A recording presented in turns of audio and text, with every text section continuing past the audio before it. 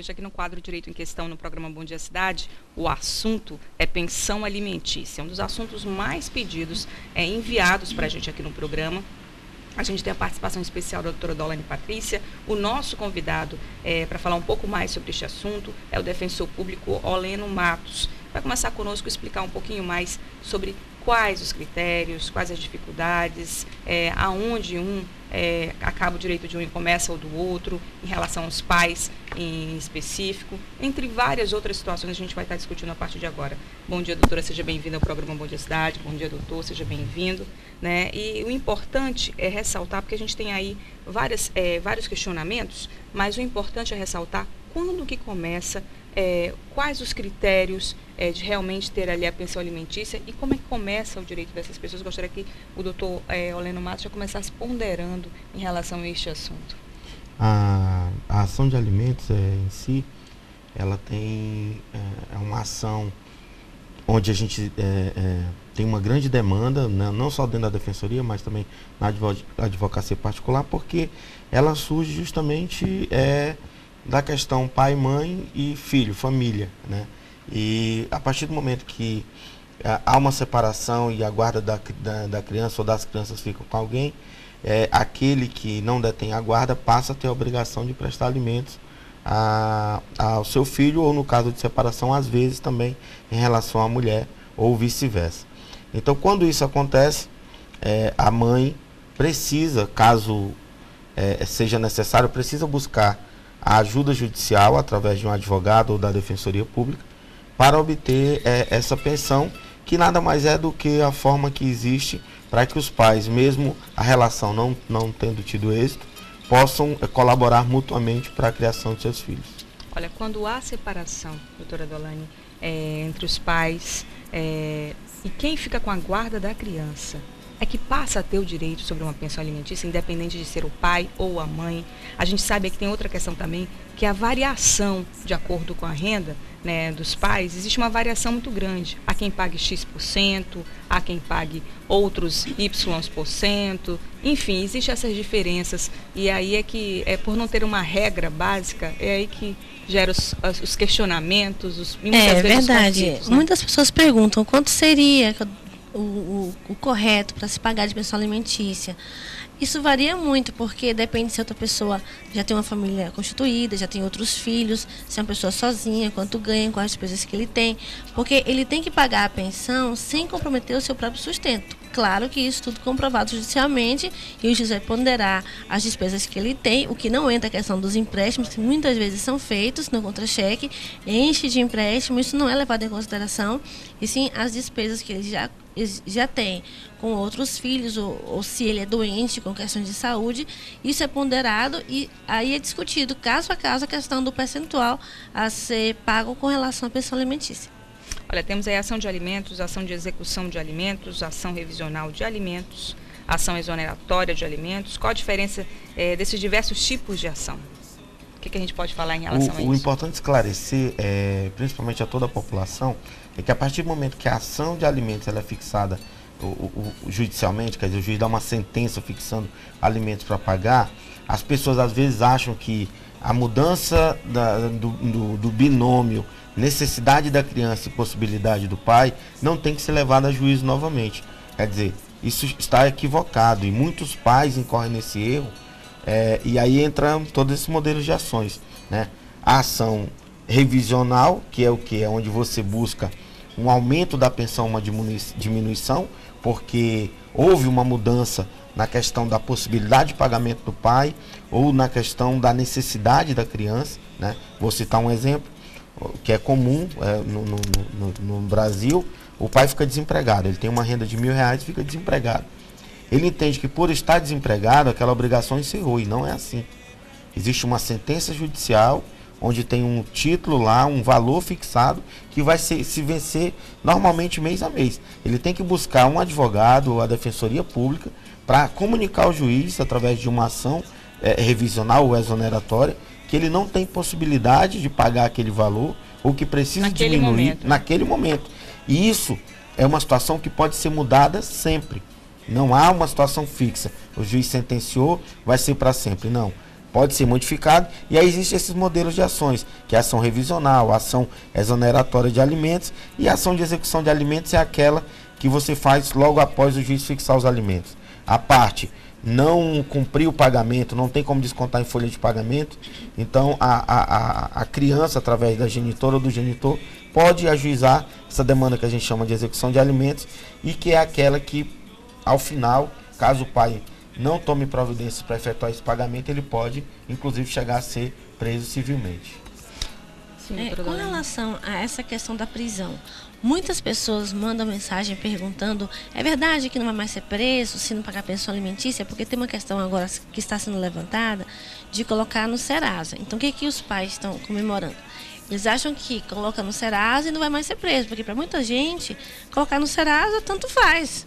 Mas realmente é essa mudança, o que realmente aconteceu? Vai colocar no Serasa, não é mais preso? Doutor Leno, eu gostaria que você explicasse nesse sentido. Existem muitos projetos de lei tramitando no Congresso Nacional no que diz respeito à lei de alimentos e à pensão alimentícia. Com relação a essa questão específica de acabar com a prisão, o meu entendimento, apesar de que o Congresso vive em constante ebulição, mas o meu entendimento é que vai prosperar o projeto que hoje está sendo discutido no novo Código de Processo Civil, que é transformar essa prisão numa prisão no regime mais ou menos semiaberto. Aquele que o cidadão vai poder continuar trabalhando durante o dia e vai à noite se dirigir a um estabelecimento prisional para lá pernoitar. Porque há uma discussão muito grande de que, às vezes, a prisão em si, ela reduz em mais prejuízos do que benefícios.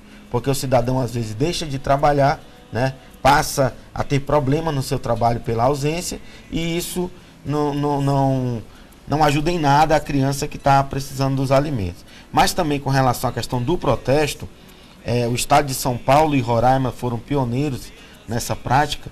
Hoje a Defensoria Pública do Estado, ela já efetiva o protesto das execuções, além do pedido de prisão, e também na questão das prisões antigas que não das pensões antigas que não cabe prisão. Nós efetuamos o envio desse documento ao cartório a um custo zero, porque nós temos um convênio com a Corregedoria do Tribunal de Justiça, onde a gente protesta, e, doutora Deolane, eu posso dizer que tem sido de um êxito muito grande. A gente tem tido a felicidade de resolver casos embaraçosos de pais até que já tinham sido presos e não tinham, não honravam, não continuavam honrando o compromisso. E nós conseguimos, através do protesto, resolver esse problema. Olha, a gente tem uma dificuldade muito grande de entendimento por conta de várias situações que ocorrem com as famílias, de um modo geral, e a gente percebe que existe muito conflito em relação a isso. A partir do momento que aquele pai paga uma pensão, ou aquela mãe, independente da situação que esteja dentro dessa família, ele passa a ter determinados direitos. E quando há conflito entre os dois, é muito complexo, né, cumprir esses direitos. Muito complexo. E há uma situação, às vezes, de que se esquece que na hora de discutir o término da relação e a situação da criança com relação ao pai e à mãe, nós temos que analisar a situação como um todo, e não só a pensão alimentícia. Normalmente a gente só ouve falar o pai preocupado com a pensão e a mãe preocupada em receber, porque ela sabe que tem que dar o sustento àquela criança. Mas existe a guarda, existe a visitação, né?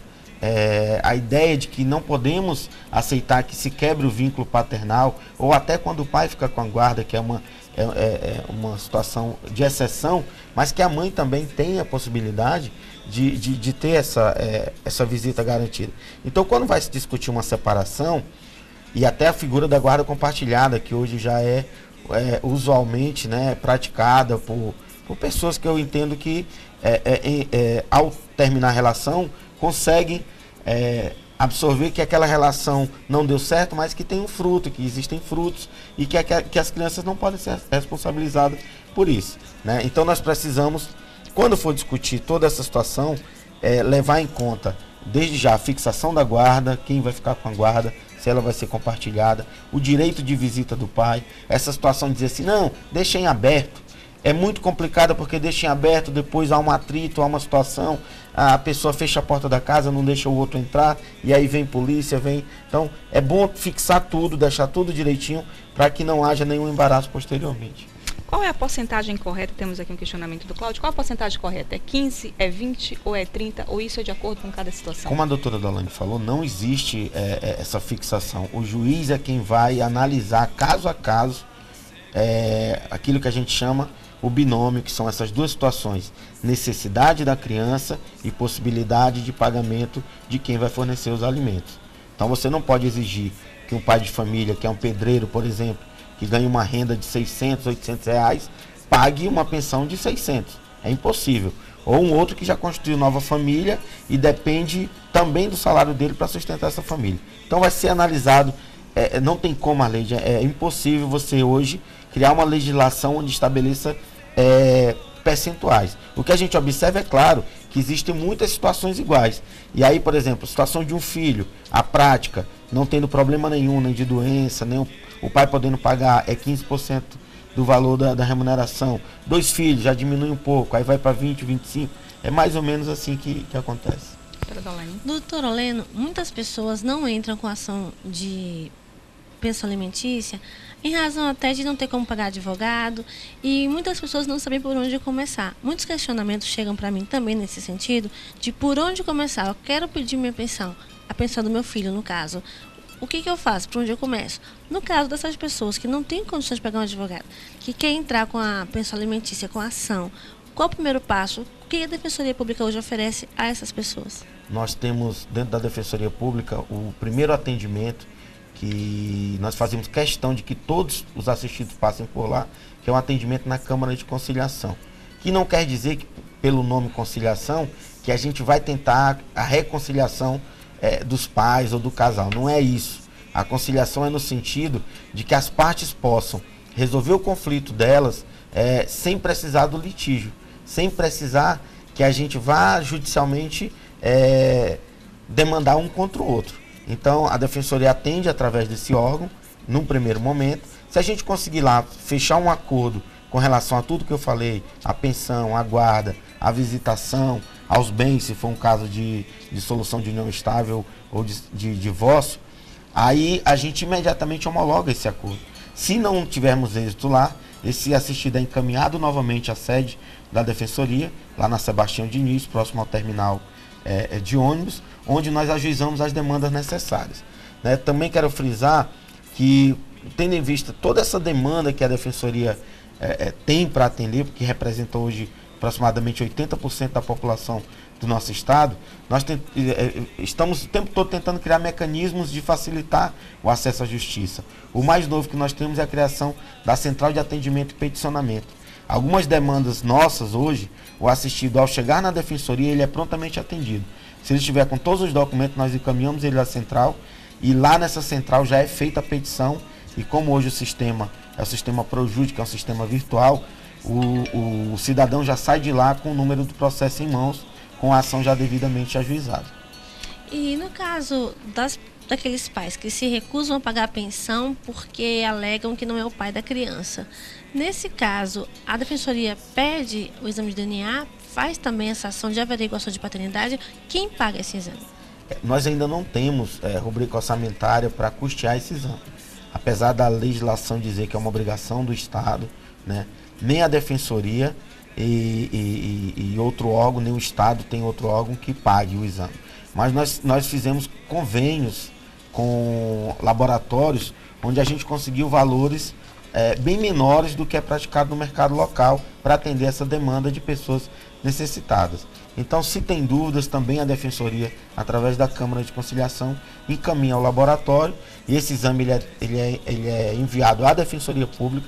Nós fazemos a abertura dele solenemente na presença das partes, para que não haja dúvida quanto à veracidade do exame, e nós temos um êxito, depois que é feito esse exame, de aproximadamente 90% a 100% das demandas são resolvidas quando os pais verificam que o exame detecta que ele realmente tem grande possibilidade de ser o pai da criança. Olha, o nosso tempo está chegando ao fim, mas temos aqui algumas mensagens questionando sobre a questão dos atrasados. É possível, depois de um bom tempo, ter ali essa condição dessa pessoa que não pagou pensão? Existem duas situações. Corrigir, né? Existem duas situações.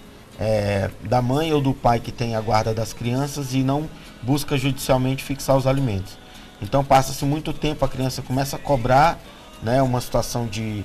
Ela quer ter uma roupa melhor, ela quer ter um brinquedo, ela quer ir para o cinema, quer alguma situação. E aí a mãe corre à defensoria ou a um advogado e diz que quer entrar com a demanda, mas quer receber os atrasados. Não tem como. A justiça não atende essa demanda. Por quê? Porque há um entendimento de que se não foi buscado antes, é porque aquela necessidade já passou. Então não tem como a gente fazer isso. Agora, se a pensão já é fixada, se já existe uma pensão fixada e o pai não paga... É possível corrigir. É possível corrigir, é possível buscar, demandar judicialmente. Como eu já falei, os alimentos mais novos são passíveis de prisão do devedor caso ele não pague. E os mais antigos ele vai ter execução com a penhora de bens, com um título encaminhado a protesto, que vai prejudicar muito esse pai devedor.